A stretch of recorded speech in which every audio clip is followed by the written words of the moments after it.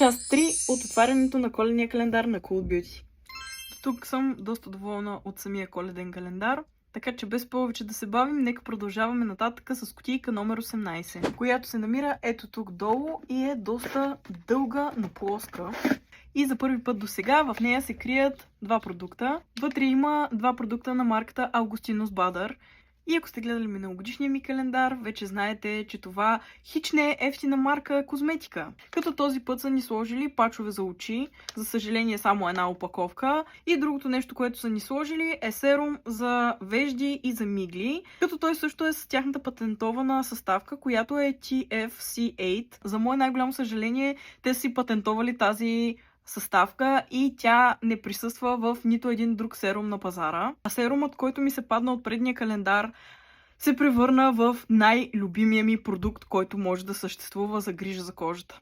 Колкото и да ми е тъжно да го кажа, колкото и да знам, че сигурно никога повече в живота си няма да го купя, освен ако не спечеля от лотарията или изведнъж по някакъв невъзможен начин стана милионерка. Old money, милиардер. Просто няма как да дам 5-600 лева за едно серумче. Просто нямам достатъчно думи, които да ви опишат колко много обожавам този серум.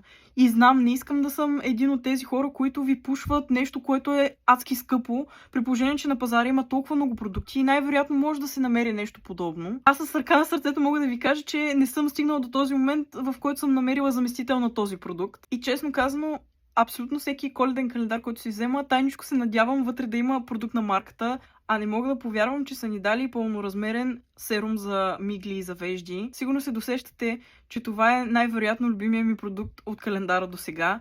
Едва ли ще има нещо, което да ми хареса повече от продукт на тази марка. А ако някой от вас има излишни няколко стотин лева, купете си този серум, няма да съжалявате. Така, номер 19 ето тук. И вътре има нещо розовко. И то е на марката Glow Recipe. Като това е тяхният Watermelon Glow Niacinamide Dewy Flush. В първи момент помислих, че това е така известният им серум за лице, който много хора ползват за основа за грим. Но всъщност е по-добре за мен и това е течен руж. Ето така изглежда и той. Ще го сложа ето тук. Доста приятен цвят. Не е прекалено пигментиран, което ми харесва. И си мисля, че ще изглежда страхотно за някоя по-натурална грим визия, особено имайки предвид и блясъка, който създава. Следващата кутийка е номер 20.